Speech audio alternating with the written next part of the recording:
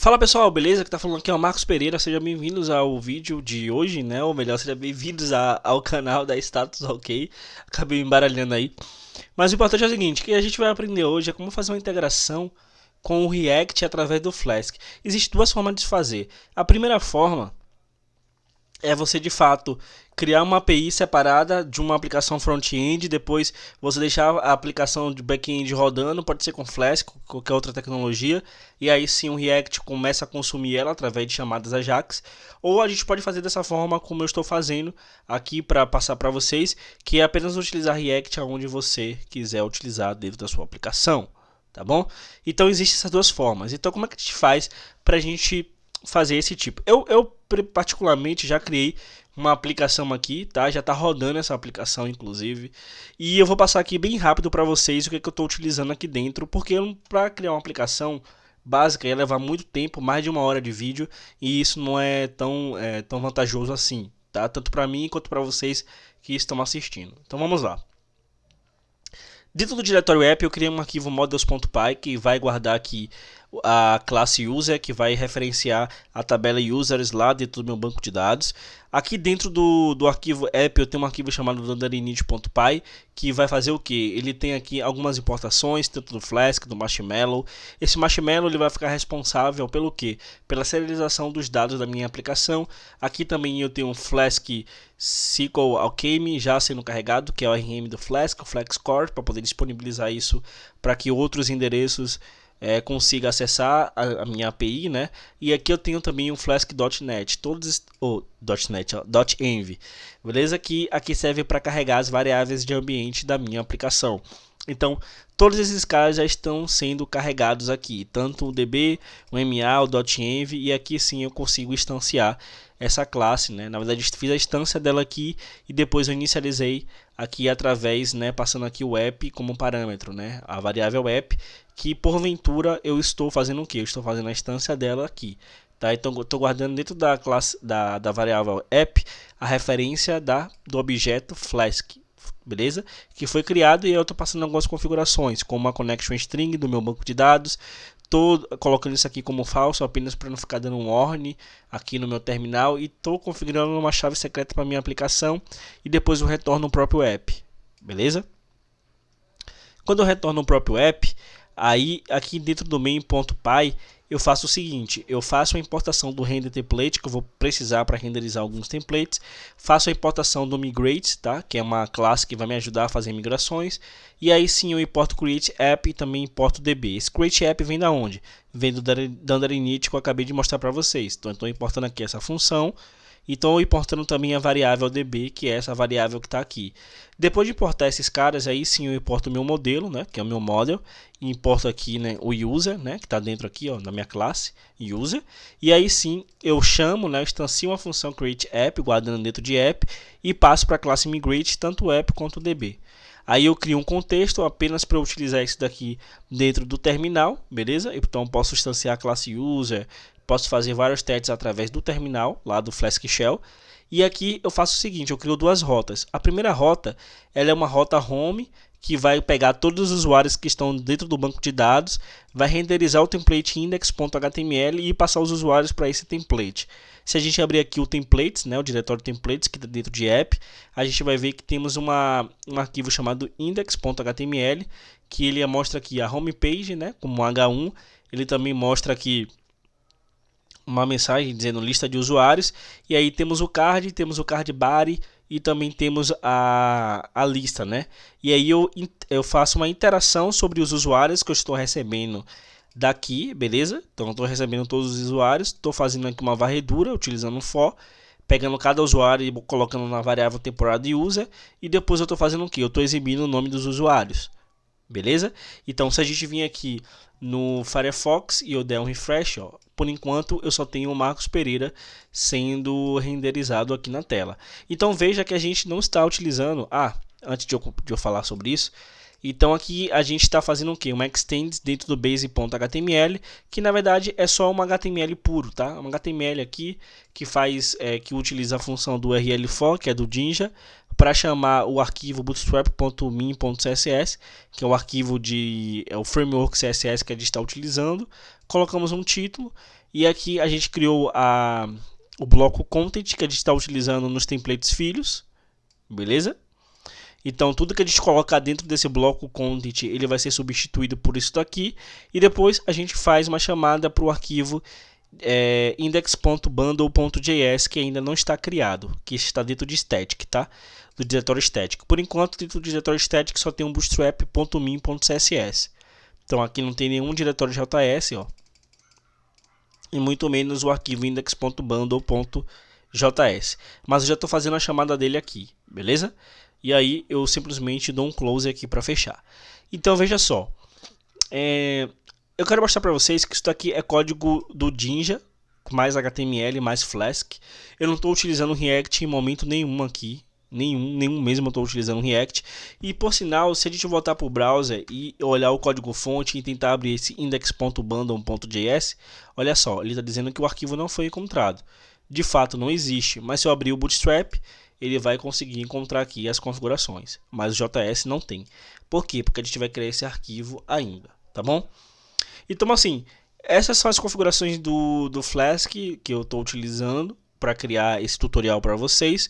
E também tem um diretório chamado user aqui que guarda o arquivo add.html que só tem uma div por enquanto, beleza? Ela só tem uma div aqui que tem um ID chamado o quê? Add user, tá bom? Então é basicamente isso. Então vou fechar aqui, vou dar um close. Se eu quiser vir aqui, ó, e digitar user/add, a gente vai ver uma página em branco, beleza?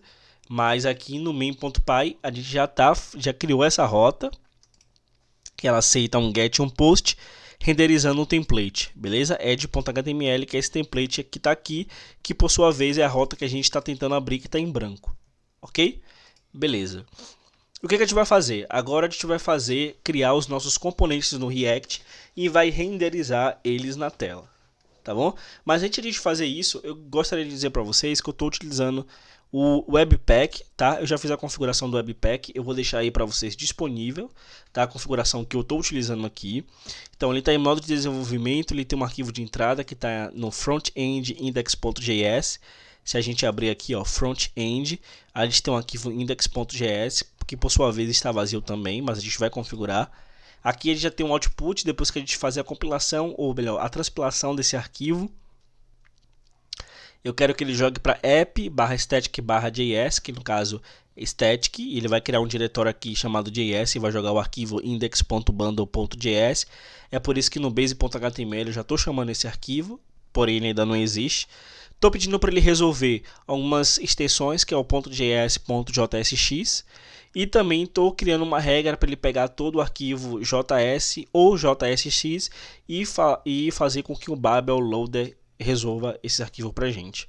Aí vocês devem estar com uma dúvida: para que serve o Babel? Para que serve o Webpack? Bom, eu criei um post que está aqui na descrição desse vídeo, o link para esse post, beleza? Vocês vão clicar e vão acessar, e lá eu estou explicando para vocês o que cada tanto o Babel quanto o Webpack ele faz e para que ele serve dentro do contexto da nossa aplicação. E também estou fazendo uma semelhança com o Python para ficar mais fácil, já que meu público é o público pythônico, como eu explico lá dentro do post, beleza? Então dentro do meu arquivo .babel.rc eu faço aqui algumas configurações, que é os presets, que aí eu já coloco o preset-env, preset-react, e também já faço aqui o dos plugins, que eu vou utilizar só esse Proposal Class Properties, que é um plugin que facilita a minha vida na hora de criar propriedades dentro de classe. Ele também consegue fazer essa compilação, beleza? Então, mais uma vez, e só enfatizando, não sabe o que é o Babel, não sabe o que é o Webpack, entra no link e lê. É um post rápido e é um post que vocês vão entender. E vai abrir a mente de vocês. Então, antes de mais nada, para esse vídeo aqui, nesse exato momento, entra no link, lê o post e depois volta. Vocês vão gastar mais de 3 minutos para ler aquele post, beleza? Então vamos lá. Agora aqui dentro do index.js, eu já posso fazer o seguinte, ó.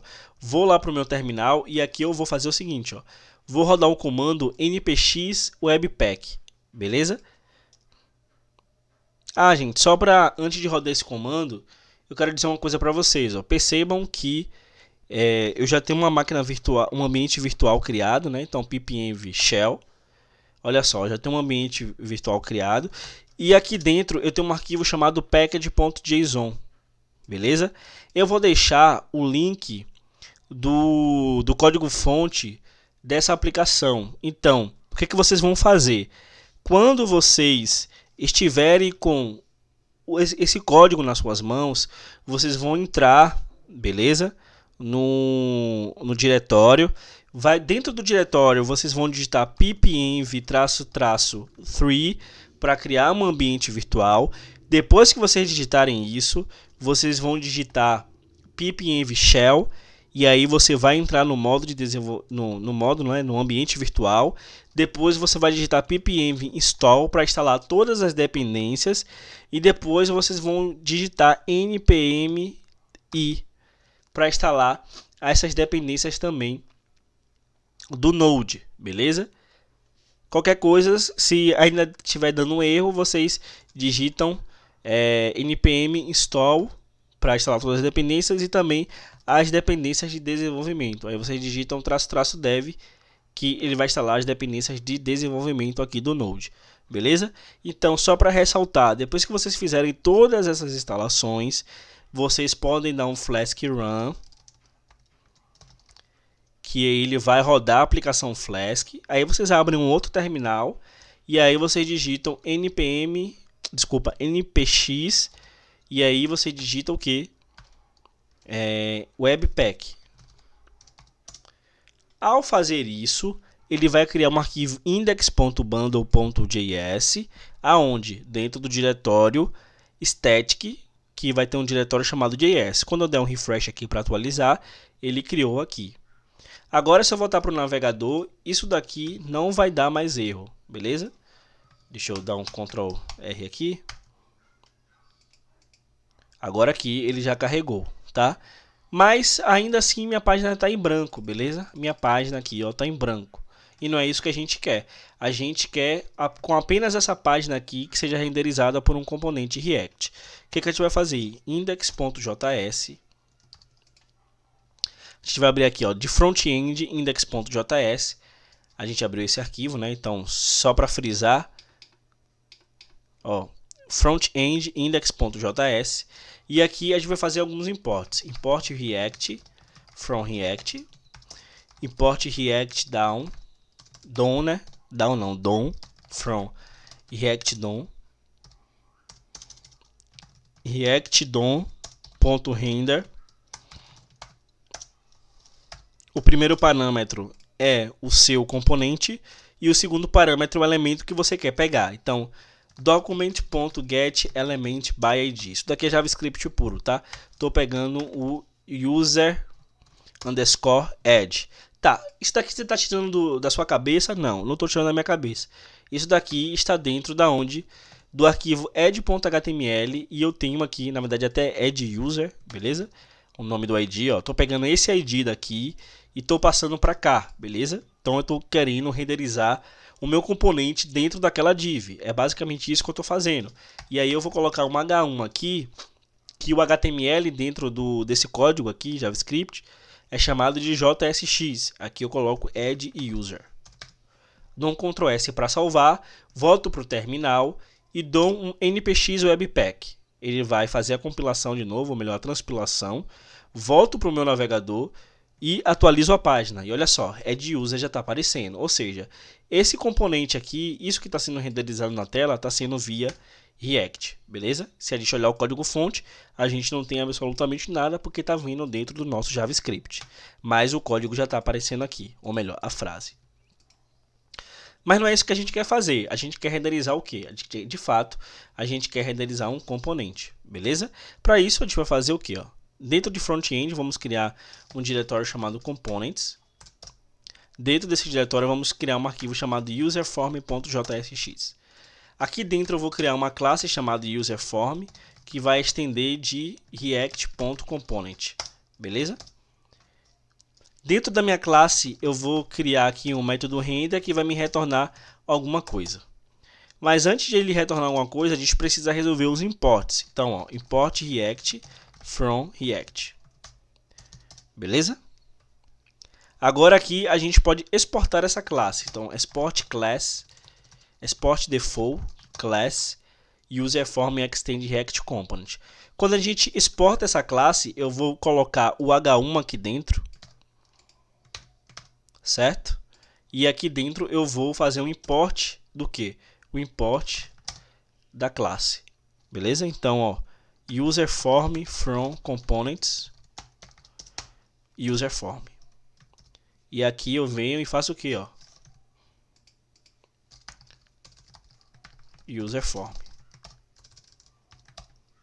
Então, userForm agora passou a ser um componente que eu acabei de criar, beleza?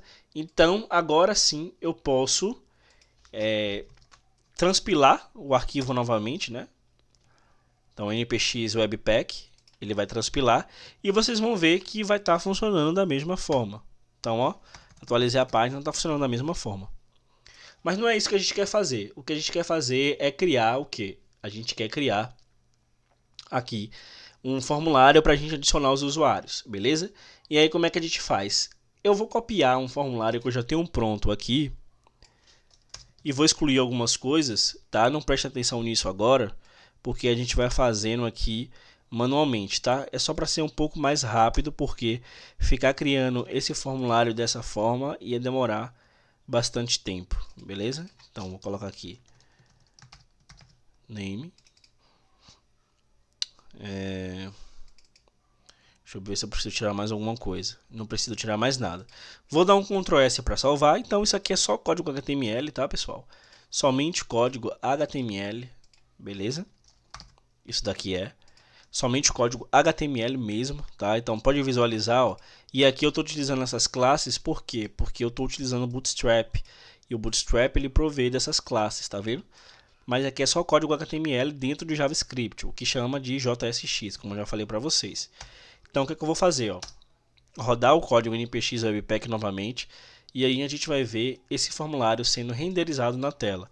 Então vou aqui dar um refresh e aqui a gente já tem o nosso formulário feito com React, beleza? Então veja só, nada acontece se eu clicar em adicionar, né? Inclusive nenhum usuário foi adicionado ainda. O que a gente vai fazer? A gente precisa entender de como é que o React ele trata as coisas, tá? Então vamos lá. Tem várias partes aqui que eu posso estar começando. A primeira parte é sobre o método, na verdade é sobre o input, beleza?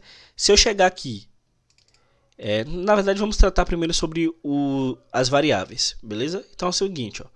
Se eu quiser pegar o que o usuário está digitando dentro do input, eu tenho que criar um state, que é um estado, beleza? Aqui vai conter o estado da minha aplicação.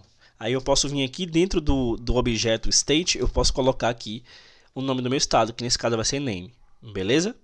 Só que é o seguinte, se eu pegar o state e colocar dentro do input, então eu venho aqui ó, e faço assim, ó, value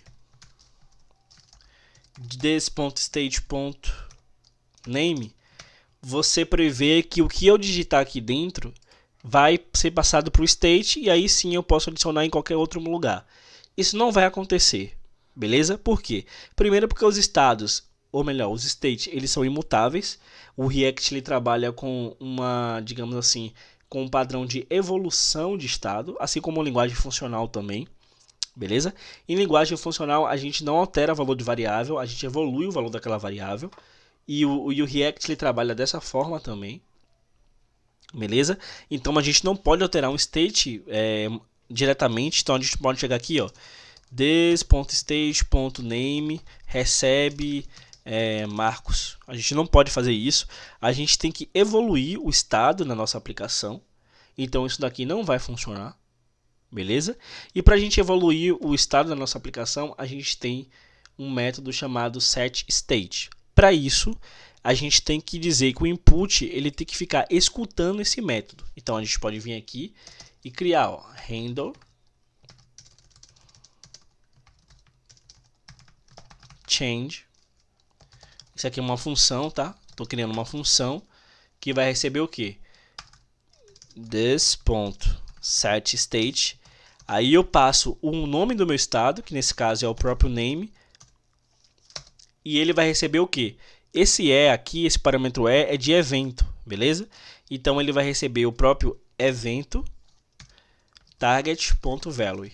Quem já trabalhou com JavaScript puro, vanilla, sabe disso. Que para a gente pegar um valor de um input, a gente pega o target e o value daquele input, beleza? Então isso daqui é JavaScript puro, tá? Tirando essa função aqui que é do próprio React. Então a gente está evoluindo o nosso estado name, beleza? Então a gente evolui ele dessa forma. E aí como é que a gente faz para que o React saiba que a gente está querendo monitorar o input através desse handle change? A gente pode fazer da seguinte forma. Vamos criar um construtor da nossa classe, assim como o Dada init. Esse construtor ele vai receber uma propriedade e eu vou passar essa propriedade para cima. Para cima de quem? Estou passando para a classe Py, que é o component. Beleza? Então receba a propriedade aqui e passo ela para a classe Py. No Python também tem isso, tá? Eu nunca abordei sobre super no Python, mas eu posso abordar depois. Ok. Então vamos lá. Então aqui eu digo o seguinte, ó, porque é o seguinte, dentro do render, dentro do método render, quando a gente usa o does, ele aponta o does para a classe Py, tá? Mas a gente não quer usar o does da classe Py, a gente quer usar o does da classe filha. E quem é a classe filha? É o userForm. Por quê? Porque o userForm estende da classe Py, ou seja, o userForm herda de component, tá bom? Mas dentro do render, o does aponta para quem? Aponta para o does do component e não para o does do userForm. Para a gente apontar para o does do userForm, a gente vai precisar fazer um bind, beleza? Então, para a gente fazer um bind é assim, ó, does. O método que a gente quer utilizar, que é um render change, recebe ele mesmo utilizando um bind e passando does como parâmetro. Agora sim, toda vez que eu chamar o does render change, ele vai olhar para essa classe daqui. E aí sim, dentro do meu input, eu crio um evento JavaScript chamado onChange, que vai receber o does.handleChange. Vou dar uma quebradinha aqui só para poder ficar melhor. Então é assim que a gente faz, beleza?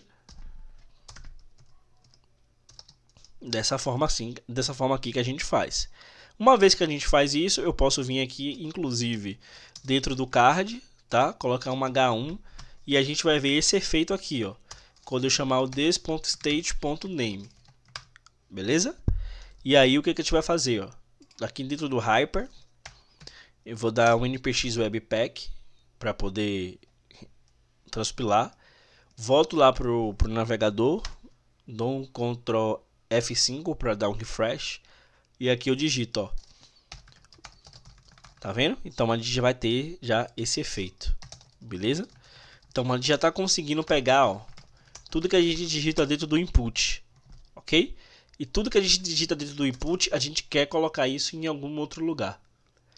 Tá? Para isso, eu vou criar um método chamado store. O que esse método faz? Ele faz uma, digamos assim, ele grava o dado que eu estou recebendo via input lá no meu banco de dados, tá? Então eu vou até abrir aqui, vou criar mais um.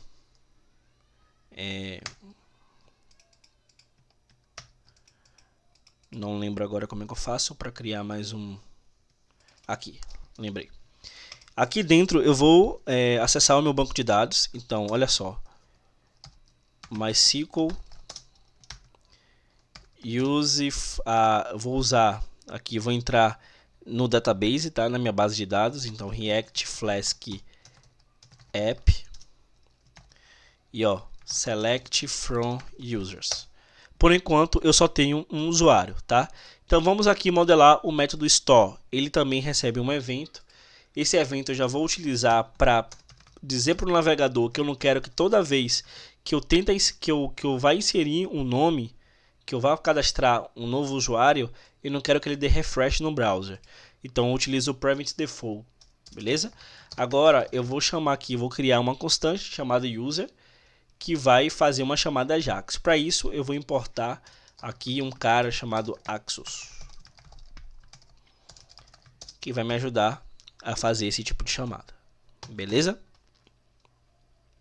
Então, ó, Axios.post em quem? http localhost 5000 /user /add. Aí ele vai me dizer assim, qual dado que você quer enviar para o servidor? Eu quero enviar para o servidor o nome, que vai receber o que? This.state.name. E aqui, nesse caso, eu utilizo o then, que o then em português a gente pode traduzir como então. Então o que? Porque isso daqui, pessoal, na verdade é uma promise. No JavaScript a gente tem esse conceito, pelo menos no Node, né, a gente tem esse conceito de promise. Ou seja, apenas quando os dados forem resolvidos, a gente vai fazer alguma coisa, tá bom? Então, o que eu vou fazer quando esses dados forem resolvidos? Eu vou pegar eles e vou retornar ele mesmo para a variável user, tá? Só que eu vou retornar para ele o resultado do que foi passado. Beleza? Então, uma vez que eu faço um post na minha rota lá, utilizando o Flask, a minha API ela vai retornar o quê? Ela vai retornar o usuário que foi registrado. Beleza? E aí sim, eu pego esse usuário que foi registrado dentro de response.data e retorno para a variável user. Beleza? É basicamente isso que a gente está fazendo. E aí a gente pode agora, dentro de main.py, a gente vai fazer o que? A gente vai terminar de construir aqui a nossa... E eu deixei isso aqui para o final para a gente fazer a nossa API aqui. Beleza? Então, ó, se a chamada for post, o que a gente vai fazer? A gente vai pegar o que está vindo de lá, né, do front-end, e a gente vai guardar isso no banco, né? Então, username recebe o que? Recebe name. db.session.add recebe o próprio user. db.session.commit para poder a gente salvar isso no banco de dados. Depois eu vou fazer alguma coisa com essa variável results. Beleza? Então eu vou lá no models.py e vou fazer algumas configurações. Também vou importar aqui o MA do Marshmallow. E aqui a gente vai criar uma classe que eu vou chamar de userSchema, que vai herdar de quem? De MA esquema. Ponto esquema. Aqui dentro a gente vai ter uma classe chamada meta. E aí a gente tem aqui os nossos fields, que é os campos que a gente quer retornar do banco de dados, que é apenas o ID e username. Então aqui eu vou fazer o seguinte, ó, user one schema, em que eu quero retornar o que? O user schema, beleza? E user main schema, que eu quero retornar o user schema com o parâmetro main, ou seja, eu quero retornar vários usuários. E aqui eu quero retornar apenas um usuário.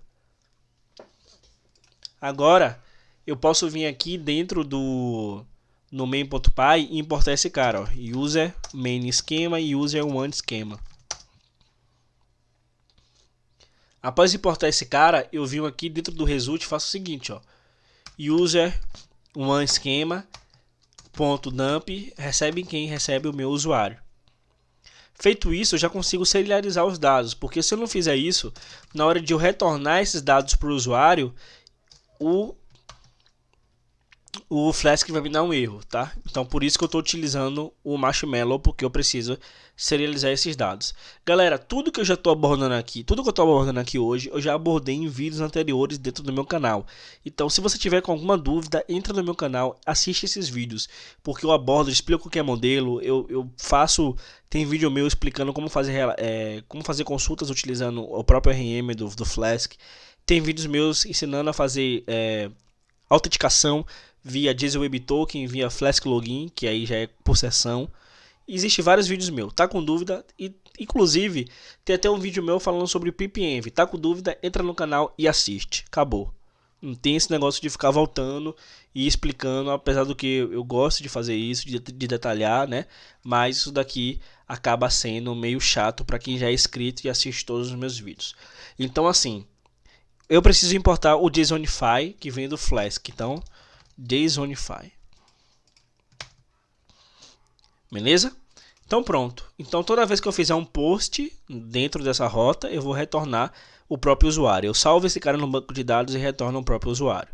Feito isso, eu já recebo esse usuário aqui através do data, do response.data, e guardo esse cara dentro do user. Se eu quiser, eu nem preciso utilizar esse cara aqui, porque eu não vou fazer absolutamente nada com ele.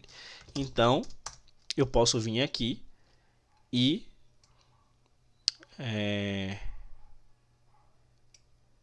fazer o seguinte, ó. Tirar esse cara. Beleza?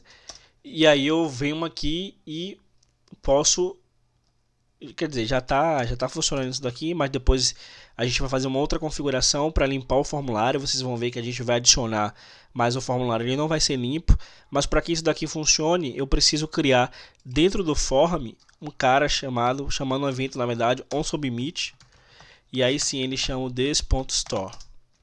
E aí a gente precisa fazer aquele mesmo conceito, trocando aqui para store. Beleza? Agora a gente vem aqui e faz um webpack, npx webpack, para poder transpilar.